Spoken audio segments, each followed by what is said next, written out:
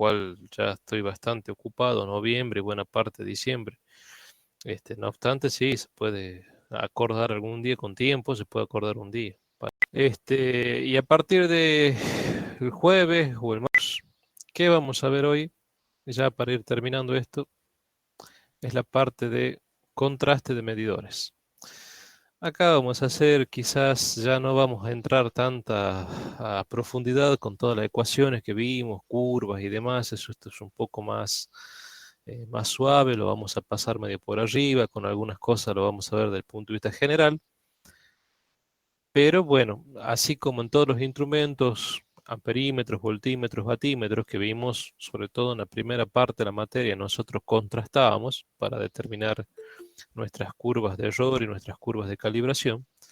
Lo que tenemos que hacer ahora es a este medidor contrastarlo. Entonces hay dos formas de contrastar. Por ejemplo, como se hacía contraste de batímetros, ¿no? Que había dos métodos, un método económico y un método no económico. Es decir, lo podemos contrastar utilizando dos batímetros, uno de mejor calidad metrológica que el otro, uno de mejor clase que el otro, o bien haciendo un circuito de tensión corriente, que un poco que de eso trató lo que le di en el examen parcial, eh, y ver estos productos de tensión corriente y comparar las potencias punto a punto en la escala.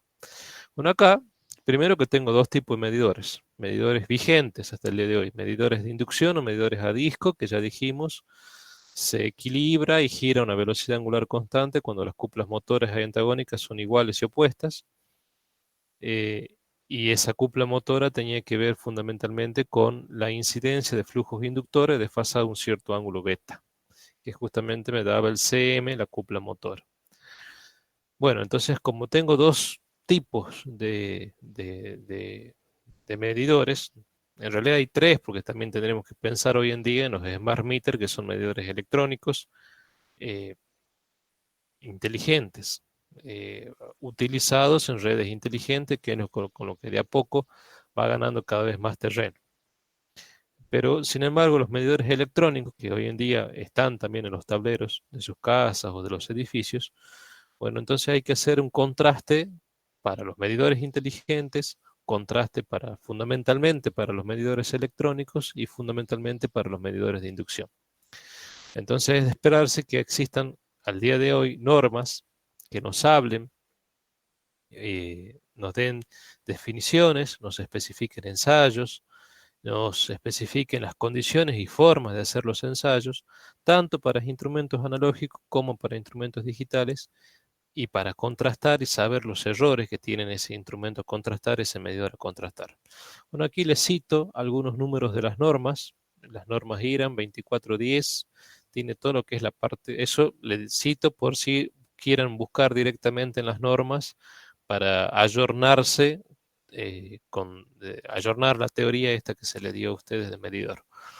Pueden recurrir a la norma IRAM 2410, tiene todo lo que es la parte de definiciones. Pueden ir a la 2411, que especifica y con detalle todos los ensayos que se pueden hacer. Especifican los ensayos para un lote de medidores. Especifica también las condiciones en las cuales debo hacer el ensayo, tanto para analógicos como para digitales. Y bueno, yo creo que con eso tienen bastante información complementaria a todo lo que se le dio.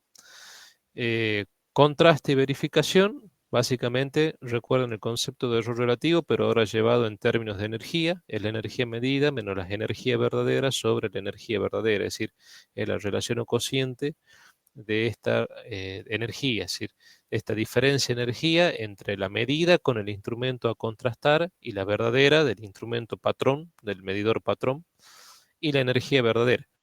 Si utilizo un medidor patrón, puede que no utilice un medidor patrón, entonces será lo que determine matemáticamente como energía verdadera. ¿Cuáles son los métodos de contraste que se pueden hacer? El método potencia-tiempo y, como recién le comenté, con medidor patrón. Ustedes saben que potencia-tiempo, la energía, la potencia de energía por unidad de tiempo, es decir, energía sobre tiempo. Por lo tanto, si al tiempo lo pasamos multiplicando, potencia-tiempo me da energía. Entonces nosotros podemos determinar esa energía, no necesariamente con un medidor patrón, pero que esa cantidad sí me sirva como una magnitud eléctrica medible de referencia para poder determinar mis errores relativos, absolutos y por ende relativos que pueda tener mi instrumento en cuestión. Una forma de hacerlo, si es potencia-tiempo, es utilizando batímetros, que es un instrumento ya a esta altura conocido, los instrumentos electrodinámicos de dos bobinas, y un cronómetro para determinar el tiempo. Las bobinas amperométricas del medidor y de este batímetro se conectan en serie, y las bobinas voltimétricas, como ustedes sabrán, se conectan en paralelo. Suponiendo que tengo un medidor de inducción con una constante Km, todos los medidores, sobre todo los medidores de inducción, tienen una constante que se llama constante del medidor. A veces difieren la nomenclatura en cuanto al autor que ustedes recurran, pero generalmente eso está dado por vueltas sobre kilovatios hora. Independientemente cómo le llamen, es vueltas por unidad de energía, es decir, vueltas por kilovatios horas. Eso le pongo acá. Entonces, si para un tiempo T1 yo tengo n vueltas de mi disco de aluminio, entonces yo podré determinar la relación n sobre k. Y en el batímetro, con el batímetro determinaré la potencia. Y esa energía la podré determinar a través del conocimiento de la potencia como potencia para un tiempo T1, potencia por T1. Entonces, aplicando la definición de error relativo que vimos recién, podemos decir que es esta que está acá, energía medida sobre energía verdadera sobre la energía verdadera. Entonces, fíjense en que en mi medidor, la energía medida le vamos a llamar A sub I, que tiene relación con N sobre Km, Km de la constante del medidor a contrastar, y A es la energía que la determino matemáticamente, como recién le decía, a partir de la expresión energía igual a potencia por tiempo. Bueno, simplemente reemplazo donde dice A y A sub I, reemplazo por estas ecuaciones, por estas igualdades, y me queda la ecuación de error relativo eh, aplicada para el medidor cuando el método de contraste es a través de medición de potencia y a través de medición de tiempo. La otra forma de hacerla es utilizando los medidores patrones. La ventaja de utilizar este método es que la potencia activa no es necesario que sea constante, en el otro caso sí. Las bobinas amperométricas y voltimétricas, obviamente, de ambos instrumentos van a estar respectivamente conectadas en serie y en paralelo. Y acá vamos a tener que llamar de alguna manera a los números de vuelta y a las constantes como para no confundir un instrumento con otro. Entonces llamaremos Km, de acuerdo a esta forma o esta nomenclatura que utilizo, la pueden encontrar en otros libros con otras nomenclaturas, Km constante patrón, NP, número de vuelta y giro del disco de medición patrón, y para indicar que es el instrumento a contrastar desconocido, el cual no sabemos qué error tiene, le vamos a agregar una X. Entonces será KMX como la constante del medidor X, incógnita a contrastar, y NPX al número de vuelta que giró ese disco medidor a verificar. Entonces simplemente siendo AX menos AP sobre AP y reemplazando a partir de los números de vueltas y de la relación número de vuelta constante de cada uno de los instrumentos y operando un poco matemáticamente me queda esta ecuación de error relativo que fíjense en que queda en función de las constantes de cada uno de los instrumentos, del medidor a contrastar X y del medidor patrón M y del número de vueltas del disco, tanto patrón como medidor. Entonces yo verificando, contando el número de vueltas que tienen esos discos y sabiendo las constantes, que es un dato que me proporciona el fabricante de cada instrumento, bueno, simplemente yo ya puedo determinar cuánto es el error. ¿Qué puede pasar? Bueno, que este NPX tenga más vueltas o menos vueltas con respecto de NP. Lo ideal sería que el NPX y el NP estén en el mismo orden, en la misma relación. Esta relación tiende a 1. Pero seguramente mi medidor patrón, mi medidor de inducción a contrastar va a tener un número de vueltas distinto al medidor patrón, ¿no? Entonces acá aparece una relación de n de vueltas que entra en juego y bueno, eso hace que este error sea más grande o más chico conforme esta relación se haga más grande o más chica.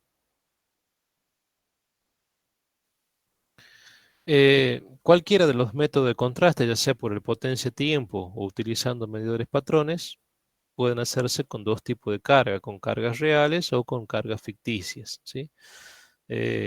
Si tomamos, por ejemplo, cargas reales y si el medidor fuese de 220 voltios, un medidor monofásico, tensión nominal y corriente nominal 5 amperes, es decir, corriente que circula por la bobina amperométrica del medidor, que generalmente son a 5 amperes, se necesita una carga para que esto esté a plena carga de 1,1 kilovatios, ¿sí? Simplemente haciendo el producto tensión por corriente.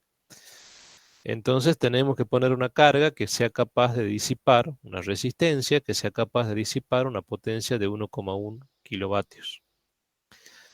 Si, porque en ese caso el coseno phi igual a 1, si ponemos una resistencia, el coseno phi igual a 1, entonces la potencia aparente, el phi igual a 0, ¿sí?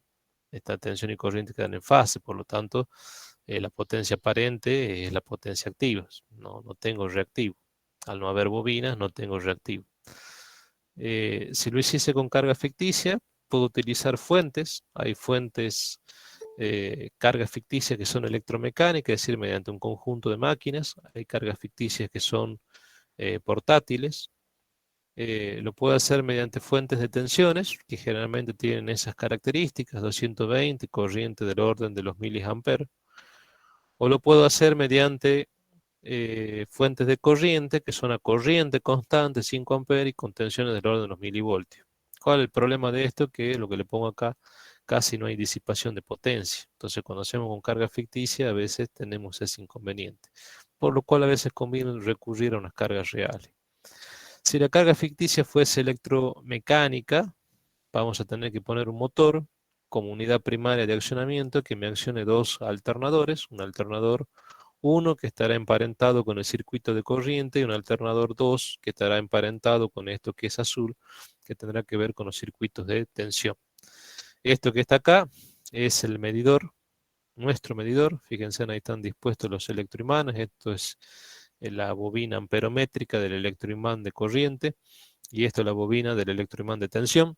Y fíjense que acá está nuestro batímetro que va a estar disipando potencia con su circuito de corriente intercalado en el circuito de corriente en rojo del medidor, ¿sí?, de energía, que a su vez va conectado al alternador I de corriente, y el circuito de la bobina de tensión, que ya le dije, son bobinas de muchas vueltas, poca sección, alta impedancia, que va conectado a la salida o a los bornes del alternador de tensión. Entonces, este motor hace que en un cierto sentido los rotores de los alternadores giren a la misma velocidad, eh, y por lo tanto la frecuencia eléctrica que yo obtendré serán frecuencias eh, similares porque serán un reflejo de las frecuencias mecánicas impuestas por el motor de la máquina a partir de los pares de polo magnético que tengan los alternadores. Entonces yo me aseguro que la frecuencia eléctrica con la cual yo alimento mi circuito de corriente y mi circuito de tensión sean exactamente las mismas, ¿sí? Es una forma electromecánica, la vieja usanza, que se utilizaba antes sobre todo para poder hacer mi contraste, ¿sí? La otra es hacerlo mediante estas cargas ficticias electrónicas portátil, que es lo que se utiliza ahora y que está más emparentado con estos niveles de tensión y corriente, ya sea que internamente yo tenga fuentes de tensión o tenga fuentes de corriente, ¿sí? ¿Se entiende hasta acá?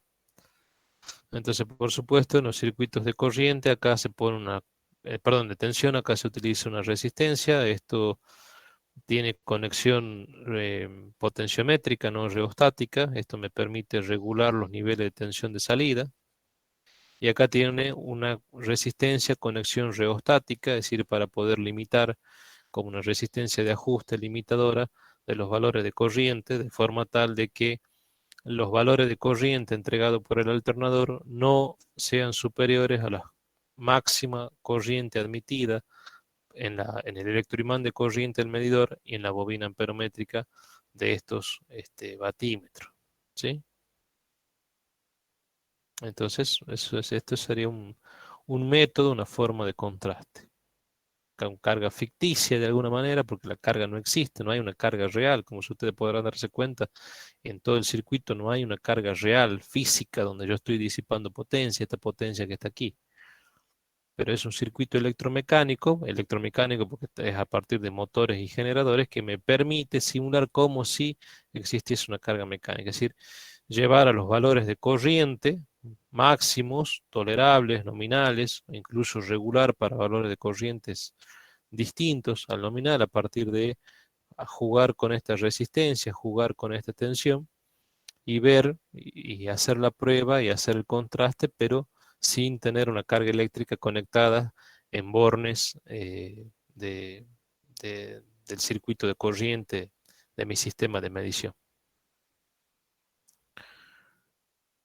Eh, si utilizamos una carga real, ¿cuál es la diferencia? Que bueno, que ahora nosotros pondremos nuestro medidor con nuestro circuito 1.3, que sería nuestro circuito de corriente, y pondríamos una bobina de tensión, que sería esta que está relacionada con estos bornes 4 y 6, que a su vez los bornes 4 y 6 están puenteados, y eso se conecta a la bobina de tensión, que a su vez se conecta a 1. Entonces fíjense en que eso me está conectando directamente a la tensión de la fuente. Si uno sigue, pasa por 1, ¿sí?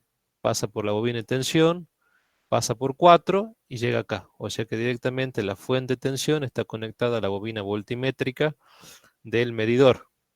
Y lo otro está conectado por la bobina corriente, que sería entra por 1, sale por 3, cierra circuito, pasa por la carga, cierra circuito. Pasa por 4, pasa por 6, pasa por 4, cierra circuito. Entonces, este medidor lo vamos a comparar con una medición de potencia, que por supuesto utilizando un cronómetro podré determinar la energía. Y con la energía podré comparar esa energía con esto que está acá. ¿Sí? Esto sería utilizando una carga real, pero con el método potencia-tiempo. ¿Sí?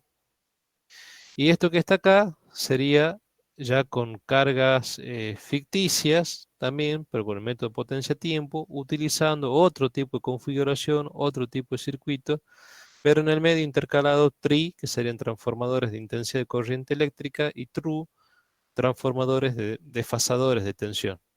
Con estos dos tipos de instrumentos de medición de intensidad de corriente y desfasador de tensión, puedo también, mediante el método potencia-tiempo, medir la potencia disipada en esta resistencia de carga. Al utilizar un cronómetro, determinar la energía y comparar punto a punto la energía con la energía que me marca este medidor, este equipo que está ahí, que me está indicando la energía en kilovatios hora disipada por esta resistencia de carga. Puedo utilizar, en vez del método potencia-tiempo, que es este que vimos aquí, donde utilizo un batímetro, puedo utilizar directamente un medidor, al igual que este medidor que está aquí, solo que este medidor será un medidor patrón. Fíjense en que tengo una resistencia de carga y acá vamos a disipar energía. Esto va a disipar energía, lo va a medir el instrumento contrastar y lo va a medir nuestro instrumento patrón, que tendrá entrada de corriente, salida de corriente y un determinado borne al cual me conectaré a la parte de tensión. Con ello, esto me dieron energía y simplemente compararé la energía disipada por este instrumento patrón de excelente calidad metrológica, de clase muy baja, con este instrumento que está aquí.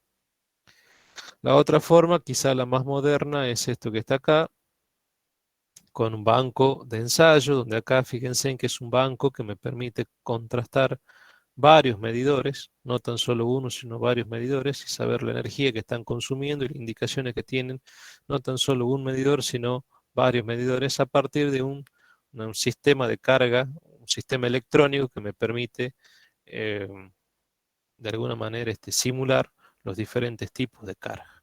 Entonces, saber cuál es el comportamiento, ya no de dos medidores, es decir, uno con respecto del patrón, sino de varios respecto de un patrón, tomando un sistema de carga electrónico que puede simular cualquier tipo de carga y poder, como consecuencia de ello, saber qué está pasando con cada uno de los medidores.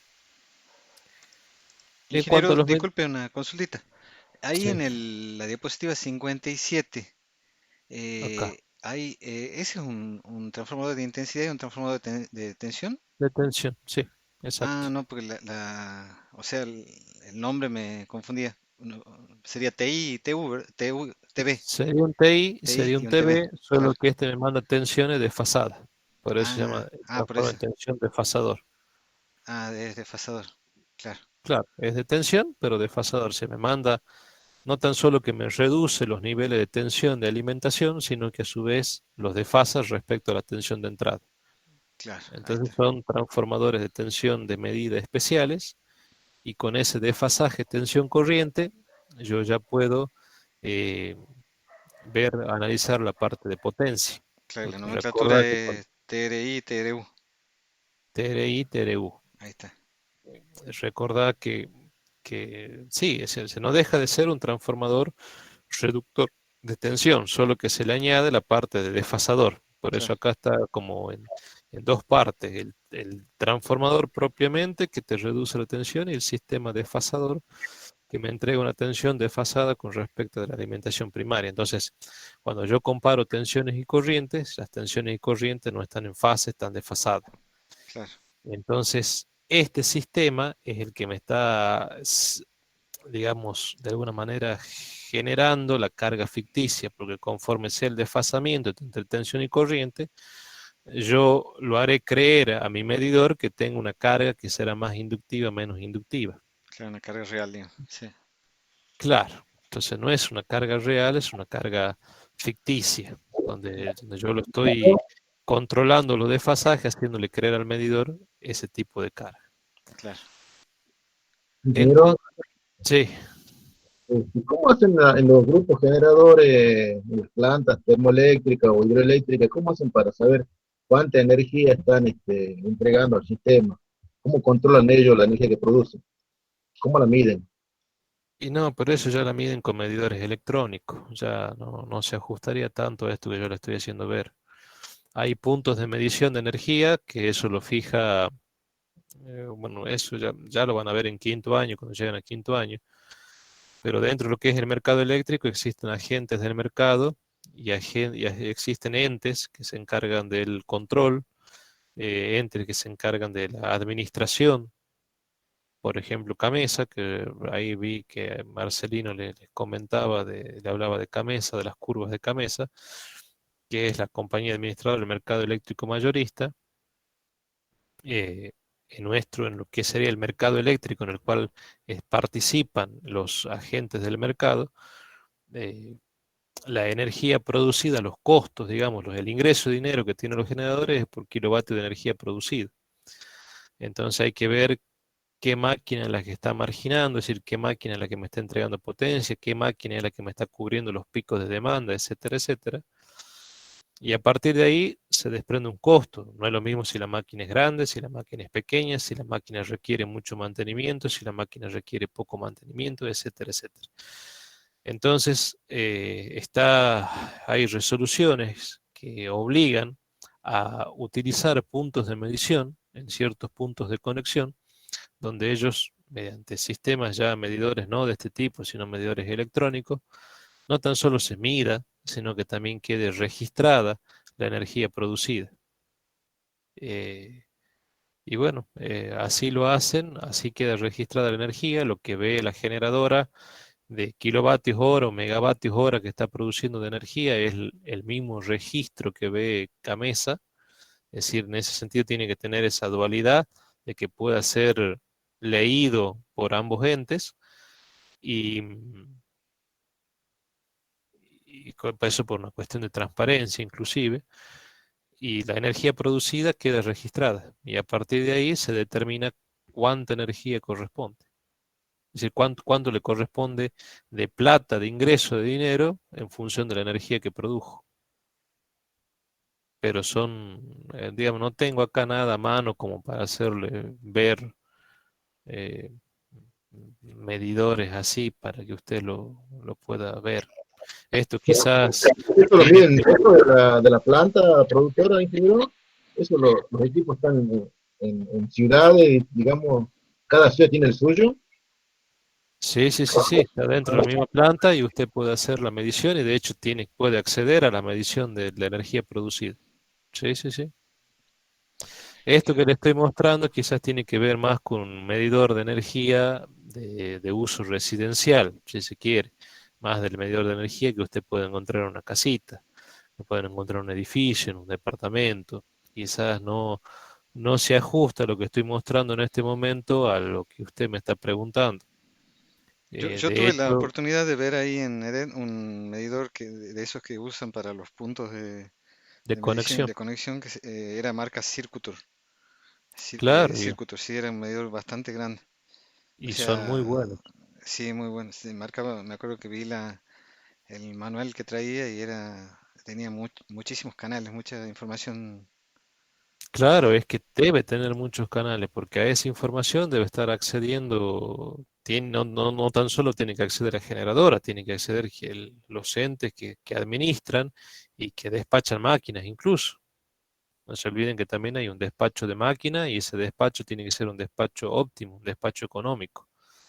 Es decir, la curva de demanda no es la misma de acuerdo a la estación del año y no es la misma en las ventanas de tiempo de 24 horas. 24 horas tenés horas de pico, horas de resto, horas de valles y bueno, entonces yo tengo variabilidad en mi curva de demanda y yo debo cubrir picos de demanda con máquinas. Entonces, a veces para los picos de demanda, para cubrir esos picos se despachan máquinas como pueden ser de las centrales hidroeléctricas, es decir, Camesa se comunica y se dice, bueno, se despachan máquinas centrales Profe, hidroeléctricas que tengan embalse regulable.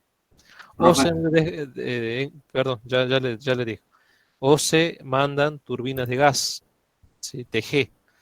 Entonces con esas máquinas rápidamente puedo cubrir esos picos. Ahora puede ser que esas máquinas que se están despachando, puede ser que máquinas que tengan cierta antigüedad, hay máquinas que estén ya obsoletas, hay máquinas que sean de mucha potencia. Entonces la última máquina, es decir, las máquinas que entran para regular, generalmente entran las hidráulicas y entran las TG, porque rápidamente empiezan a aportar carga y cubren los picos de demanda. Pero ellas son las últimas que entran. El precio de la generación la fijan ellas, se llaman las máquinas que marginan, es decir, que cubren los picos de demanda.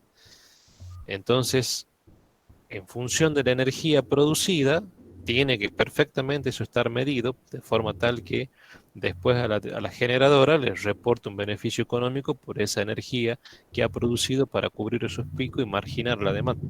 Sí. No, que si podría, si podría repetir lo que dijo antes de que entre las 57 y las 58, cuando hablaba de los picos y de los valles, antes de que diga lo de cuál máquina entra primero y después, porque se cortó. Que en una ventana de tiempo de 24 horas, la curva varía, pero no es lo mismo la curva en invierno que en verano, que en otoño, que en primavera. Es decir, en una ventana de tiempo de 24 horas, hay zonas de picos, restos y valles que están claramente marcadas, pero que a su vez, si uno hace la comparativa de esa ventana de tiempo en las diferentes estaciones del año, esa curva de demanda no es lo mismo en la misma provincia y no es lo mismo si usted lo compara con otras provincias. Si usted compara 24 horas en Tucumán con 24 horas en San Juan, por ejemplo, y compara, no sé, primavera de Tucumán, una ventana de tiempo de 24 horas con la primavera o más tiempo incluso, con la primavera de San Juan, las curvas no son las mismas. Incluso ahí a veces tienen horarios partidos por los calores tan intensos que hay. Entonces a veces los picos están desplazados de una provincia con respecto a la otra. Por eso la distribución es muy local. Esas ventanas de tiempo de picos, restos y valles cambian con las estaciones y a su vez son distintas con respecto a las ventanas de tiempo para la misma estación del año con otras provincias. No pretendan ustedes que todo el país tenga en la misma ventana de tiempo de 24 horas la misma curva, o sea que todo eso tiene que estar monitoreando Camesa y a su vez se tiene que estar haciendo el despacho económico y se tiene que estar comunicando con los generadores para decirle, vos estás en condiciones de cubrir esa potencia acá se produjo un pico, vos estás en condición de cubrirlo, incluso te puede decir la generadora, mire, yo tengo indisponibilidad de máquina. La máquina estaba perfecta, pero tuvo un inconveniente, falló, no puedo entrar. Entonces tiene que reprogramar y ver cómo hacer para que entre otra máquina para cubrir esos picos de demanda. La máquina que entra es la que margina el precio, es la que fija el precio. Ya después hay todo un estudio de los tipos de mercado a término, mercado spot, pero ya no estamos yendo del tema, eso lo van a ver en quinto año. Bien, Ah, gracias. pero volviendo al punto en cuestión, una vez que se le dice usted tiene que marginar, usted es la que tiene que absorber esos picos de potencia, la medición tiene que estar presente para saber esa máquina cuánta energía. Entonces en los puntos esos de medición que dice Raúl, se ponen esos tipos de instrumentos. Lamentablemente no tengo, Marcelo, una foto para hacerte ver. Sería ¿en qué mano? No es que no tengo acá, no lo tengo en la computadora, no tengo una foto. Porque también por ahí más uno tiene contacto con la distribuidora, por ahí con gente de transporte. No tengo tanto contacto, tengo menos contacto con la gente de generación o la gente que está ahí en la parte del centro de control de la generadora, de las hidroeléctricas o de las termoeléctricas. Entonces, todo lo que son estos sistemas de mediciones comerciales de energía, eh, todo el sistema SMEC y demás, no tengo fotos para mostrar. Si ustedes consiguen, que tienen por ahí vinculaciones, quizás con algún amigo, algún compañero, alguien que tenga y la pueda aportar para la cátedra, agradecido. Pero por eso esto que estoy comentando quizás tiene que ver más con medidores residenciales. Ingeniero, ¿y cómo podemos saber así a ojo de buen cubero en un medidor residencial si está midiendo mal, están midiendo de más, ¿hay alguna forma, digamos, de hacer una prueba doméstica de esto? Sin Y estar- sí, tome una pinza amperométrica, mida corriente y ya está. Asuma que la tensión es estable, cosa que muchas veces no lo es. Recuerde que se mueve una banda de tiempo una banda de tensión de más o menos 5%, pero asuma que la tensión es estable, mida con la pinza amperométrica la corriente, es decir, mida la fase y, y tome un cronómetro, mide con el mismo celular, mide el tiempo. Entonces usted hace U por I por T y le da la energía.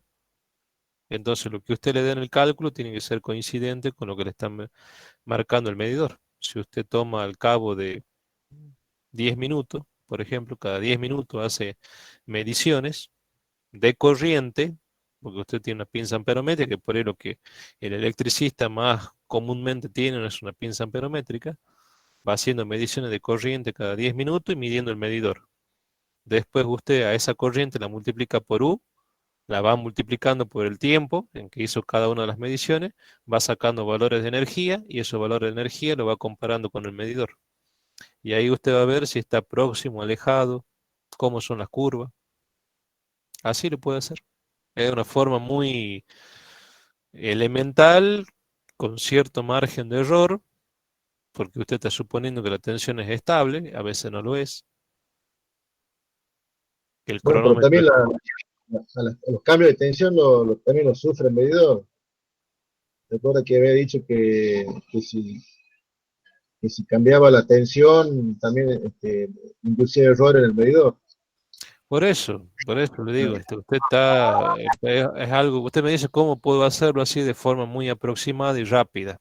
La forma más aproximada es abre el tablero, localiza la fase, usa un buscapolo, localiza la fase, pone la pinza amperométrica, pone la perilla selectora en alterna, mide corriente.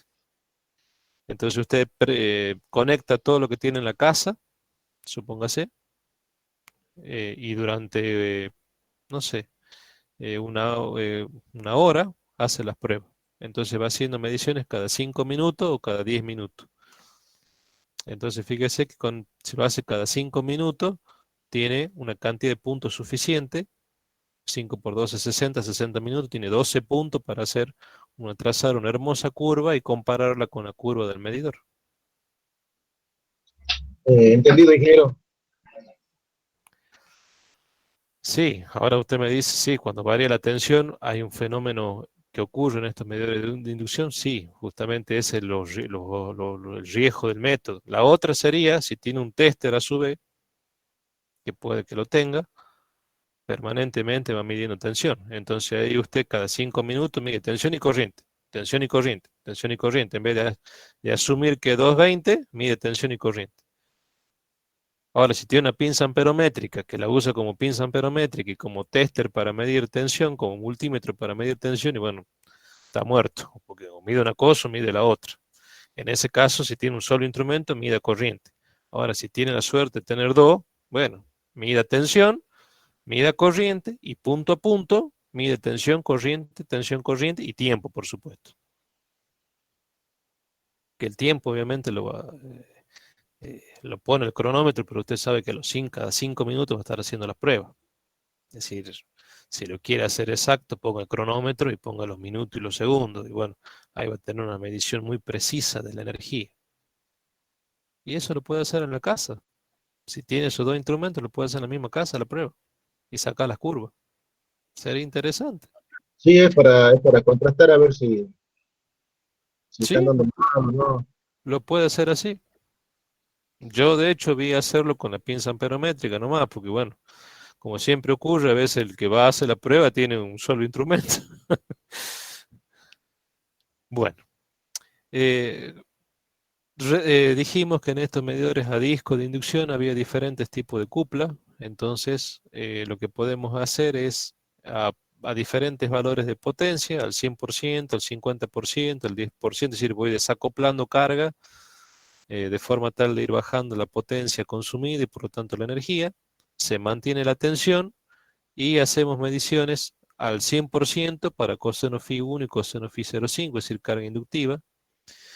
Eh, Acá para coseno phi igual a 1 hacemos ajuste de la cupla de frenado, para coseno phi 0,5 hacemos ajuste de la condición a 90 grados y para coseno phi igual a 1 a un 10% de la corriente nominal podemos hacer el ajuste de la cupla auxiliar. Entonces, con estas, que esto nos fija la norma, con estos valores de potencia, ¿sí? Al 100, al 50, al 10, siempre manteniendo la tensión en un 100% y ajustando los valores de corriente con diferentes factores de potencia de la carga, lo que podemos hacer es verificar cómo están nuestras cuplas de frenado, nuestras cuplas para cumplir la condición. ¿Se acuerdan que habíamos hablado antes de la sumatoria de los dos ángulos igual a 90 y para hacer el ajuste de la cupla auxiliar?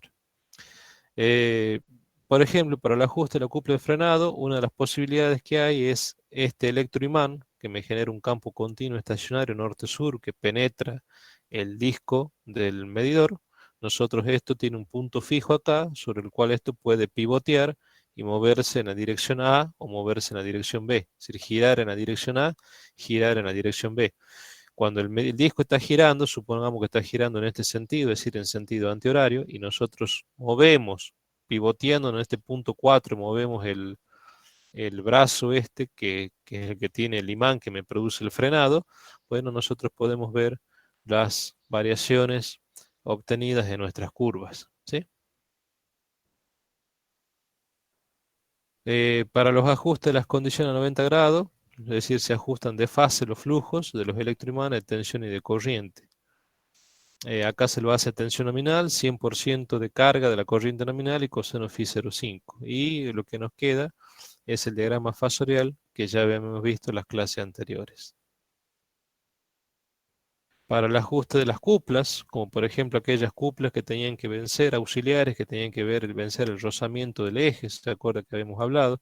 Donde se ponía una chapita de material de permeabilidad relativa igual a 1, como puede ser el cobre, o se ponían tornillos, los cuales, si uno lo desplazaba en la dirección radial, lo que uno lograba mediante estos tornillos o placas deslizantes es generar cuplas adicionales, que eran las que estaban acá, cuplas AX, cuplas adicionales, que lo que me permitían básicamente era compensar ese torque que tengo por rozamiento. Entonces con eso lo compenso, haciendo ese pequeño ajuste. que por supuesto son torques sumamente chiquitos, pero si nos ponemos exquisitos y queremos eliminar los errores, bueno, tendríamos que hacer esos pequeños ajustes mecánicos. Hay diferentes ajustes, distintas curvas, hay dos puntos en cuestión a analizar: la marcha en vacío, es decir, se verifica el medidor sin carga y con un 110% de la tensión nominal, es decir, se sobretensiona el medidor y al sobretensionarse con un 10% no debe girar. Si el disco gira, estando en vacío, es decir, con el circuito amperométrico descargado, sin corriente, se sobretensiona el circuito de tensión un 10% más. Si es 220, se le da un 10% más de tensión, 22 voltios más, y el disco gira, el medidor está mal. Entonces se tienen que reajustar las cúpulas auxiliares de forma tal de que cuando yo haga el mismo ensayo sin carga y sobre tensión es un 10%, el medidor esté quieto. En cuanto al arranque, se verifica lo que se conoce como el enganche magnético. Este ensayo se lo realiza con la tensión nominal y se aplica en forma gradual la corriente, que va desde un porcentaje de 0,1% hasta un 0,5% de la corriente nominal, con coseno phi igual a 1, es decir, con carga resistiva pura. Y bajo esa situación, con esos porcentajes tan bajos de corriente, no debe girar más de una vuelta. Si el disco gira más de una vuelta, significa que tiene un problema de enganche magnético, hay un problema en el arranque del medidor. Para valores superiores al 0,5% de nominal, el disco ya debe girar con total y absoluta normalidad. De acuerdo a la IRAM 2413, ¿qué ensayo se suele hacer a un disco, a un medidor? Por supuesto, este tipo de ensayos, le comento, simplemente va a título informativo, pueden recurrir a la norma para estudiar un poco más, se lo hacen laboratorios metrológicos que realmente se dedican a la parte de medidores. EDET, por ejemplo, tiene un laboratorio metrológico exclusivo a la parte de medidores. La Universidad Nacional de Santiago del Estero, en que está en La Banda es una ciudad de Santiago del Estero, tiene cerca del predio de la universidad un instituto al cual yo estuve, se llama el Instituto ITA, Instituto de Tecnología Aplicadas, donde trabaja en forma paralela con las cátedras de la Universidad Nacional de Santiago del Estero. Y bueno, hicieron un convenio de forma tal que reciben muchos dólares y equipamientos, tienen todo equipamiento Fluke. Hicieron convenios con el Banco Interamericano de Desarrollo, por ejemplo, el cual le provee muchísimo dinero. Con ese dinero han comprado equipamiento y hacen pruebas de todo tipo. Y hicieron un mix de gente joven y gente de experiencia, gente que venía de agua y energía, y hicieron pruebas, hacen pruebas en línea, en redes, de media, de baja, de alta tensión. Incluso tienen todo un laboratorio también para hacer pruebas de medidores y hacer todos los tipos de ensayos que se le ocurran a medidores. Medidores a disco y medidores electrónicos. ¿Cuáles son los ensayos que se pueden hacer? Bueno, los que les comenté, que es un ensayo fácil, que incluso en un laboratorio de la universidad lo podríamos recrear. Marcha en vacío, verificar el arranque, a ver cómo está ese medidor. Rigidez dieléctrica, frecuencia industrial y con onda de impulso. Verificación de la constante, es decir, el número de vueltas por kilovatios hora, a ver si coincide con el que me da el fabricante. Influencia que puedo tener en la medición ante variaciones de corriente. Influencias que puedo tener ante variaciones de tensión. Influencia que puedo tener ante variaciones de frecuencia. Influencia que puedo tener ante temperatura. Fíjense en que corriente, tensión, frecuencia y temperatura es lo que analizamos como causa, las 4 causas de errores que analizamos hacia el final de la clase pasada.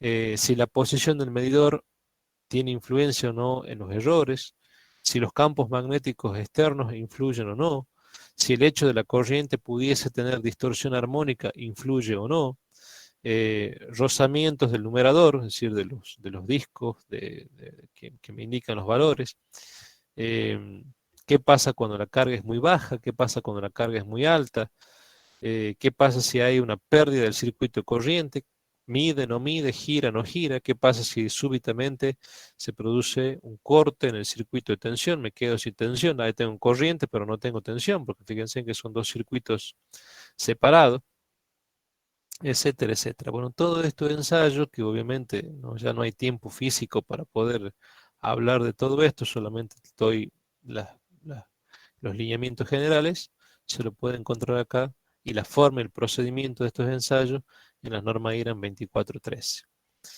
En cuanto a contraste y verificación, podemos hablar de una tabla de que me da los errores límites aceptables, y eso está regulado y fijado en la norma IRAN 2411, donde acá se toma una corriente IB que se llama corriente de base en conexión directa, y entonces fíjense en que para una cierta banda de corriente que va en por unidad valores muy bajos de estos valores de corriente base, uno puede encontrar los errores límites en por ciento de estos medidores, ¿sí?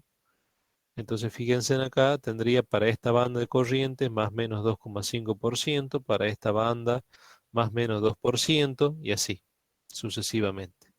Entonces, puedo tener medidores clase 0,5, clase 1, clase 2. Entonces, para las diferentes clases, tengo diferentes tipos de errores. Y también, por supuesto, tiene que ver estas bandas de errores y estas bandas de corrientes con el factor de potencia que tenga para la carga. La norma me especifica que para estas dos primeras bandas lo tengo que hacer con factor de potencia 1, para las siguientes con 0,5 inductivo, 0,8 capacitivo y así sucesivamente. Para la determinación de los errores para distintos valores de corriente, es decir, una vez que se hacen todo el ajuste de las cuplas, se contrastan a valores de 5, 10, 20 y así hasta un 400, 500% de la corriente nominal, y en todo caso se debe cumplir la tabla anterior, es decir, debo estar dentro de esta banda de error. Otros tipos de ensayos, ya pensando en medidores de este tipo, que son medidores electrónicos, que lo especifica la norma IRAN 2420. También ensayos dieléctricos, tensión de impulso y a frecuencia industrial. Errores relativos a los requisitos de exactitud. Ensayos de arranque. Ahí dice ver tabla 17. Tabla 17 es esta tabla que está acá, que me dice a conexión directa o a conexión por transformadores de corriente, ¿sí? Y en función de la clase del medidor, las corrientes esperables, como un porcentaje de las corrientes de base, fíjense en bastante bajo, para factores de potencia 1. Entonces, eso tiene que ver con los ensayos de arranque. Ensayo de marcha en vacío, ya dijimos valores de sobretensiones, corriente 0, circuito de corriente abierto, no puede dar más de un pulso en un minuto, es decir, no debe dar más de una vuelta en un minuto. Ver los ensayos de la temperatura ambiente. Recuerden que al ser medidores electrónicos, la temperatura tiene quizás más incidencia que en un medidor a disco, medidor de inducción, porque justamente los componentes electrónicos tienen como principal enemigo las variaciones de temperatura, variaciones de corriente, armónicos presentes en las ondas de corriente, y bueno, y una serie más de ensayos, calentamiento, autocalentamiento, sobre corriente corta duración, es decir, hay todo un protocolo de ensayo que se hace. Yo, como experiencia, no hice esto. Es decir, les leo, les menciono, más allá de haberlo visto ciertas cuestiones desde el punto de vista teórico, desde el punto de vista práctico, no tengo la experiencia, lamentablemente no me tocó. La única experiencia que tengo es de haber visto medidores electrónicos ensayados en un banco de pruebas así, similar a este que está acá, parecido, donde se ponen varios medidores en línea y se pone un sistema de carga electrónica que uno electrónicamente le puede hacer creer, porque ustedes hoy en día, ya desde hace mucho, bueno, ya lo van a ver en electrónica, pero saben que los circuitos eléctricos, no sé si ustedes han escuchado los famosos filtros, los filtros comunes, que son los circuitos LC, y habrán hablado de los filtros digitales, quizás en etapas de potencias inferiores. Bueno, hoy con la electrónica, mediante circuitos integrados, se puede simular una bobina, simular un capacitor, y al simular bobinas y capacitores se pueden simular filtros, por supuesto en etapas de baja potencia. En etapas de alta potencia, la electrónica va avanzando Y por ejemplo, ha llegado a puntos de donde puedo tener bancos electrónicos, todo con circuitería electrónica, que estos circuito integrado pueden de alguna manera, no sería la palabra simular, sería recrear, ¿sí?, lo que tengo con capacitores y bobinas. Entonces, simular cargas eléctricas. Entonces, eso sí lo vi en un instituto donde ponían los bancos y de acuerdo a la norma fijaban qué tipo de carga requerían, porque la norma te dice ponga coseno phi 0,8 capacitivo, ponga 0,5 inductivo, ponga coseno phi igual a 1.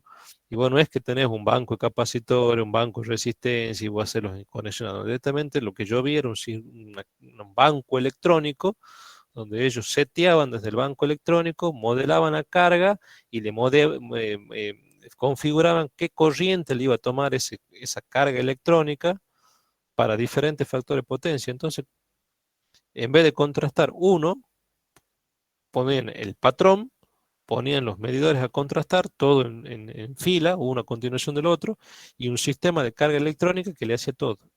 Entonces, cuando contrastaban y tenían contraste y registro de todos los medidores. Entonces podían hacer varios medidores al mismo tiempo, contrastar una línea de varios medidores al mismo tiempo. Tengo la experiencia de haberlo visto y de haber recibido la explicación en ese momento, pero no tengo experiencia de yo haberlo hecho. Pero ya estos son ensayos demasiado específicos que ya lo hacen institutos metrológicos o institutos. Yo más de haber hecho los ensayos en la universidad, de medidores de inducción, que se hacían algunas cuestiones básicas, ya todo esto que le menciono, ensayos de impulso, el medidor, por ejemplo, eso no lo hice.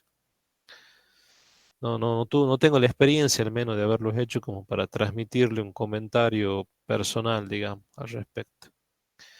Bueno, así como la norma 2420 habla de todos estos ensayos, prosigue con 4, 5 y 6, que son con requerimientos mecánicos, influencias climáticas, compatibilidad de SEM, que son compatibilidades electromagnéticas, es decir, cómo responden estos sistemas electrónicos frente a perturbaciones radioeléctricas, que estamos hablando ya señales de alta frecuencia, señales del orden de los kilociclos, transitorios eléctricos, las inmunidades ante campos electromagnéticos, HF, es decir, en alta frecuencia, descargas electrostáticas, etcétera, etcétera. Por último, hay errores límites aceptables por la norma y que para los diferentes factores de potencia que recién le comentaba y diferentes bandas de corriente para medidores directos o para bien medidores alimentados mediante transformadores de medida, de acuerdo al tipo de clase, los errores máximos tolerables. Que esta tabla tiene que ver, está relacionada con esta tabla que está aquí, ¿sí? Bueno. Con eso, chicos, terminamos la parte de medidor. Se hicieron casi 70 diapositivas. No he terminado de pasar o de terminar con los dibujos, esto en AutoCAD, que les estoy atrasado, lo sé. No he terminado todavía, denme un poquito más de tiempo.